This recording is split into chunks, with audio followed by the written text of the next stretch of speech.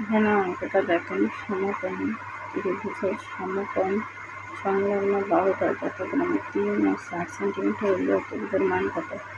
আমরা ছবি এঁকে নিচে সমকোণী ত্রিভুজের নিচে 3 আচ্ছা এটা হলো ভূমি, 4 হলে এটা হচ্ছে লম্ব। এখানে অতিভুজের মান বের করতে হবে। এ বি সি বলে আমরা অতিভুজের একটা মান ধরে নিলাম। এবার দেখেন অতিভুজ স্কয়ার ইকুয়াল টু ভূমি স্কয়ার প্লাস লম্ব স্কয়ার। অতিভুজ স্কয়ার ইকুয়াল টু 3 এর রুট নাম 4 স্কয়ার, অতিভুজ স্কয়ার 3 3 9, 4 4 16, 16 আর 9 যোগ করলে 25।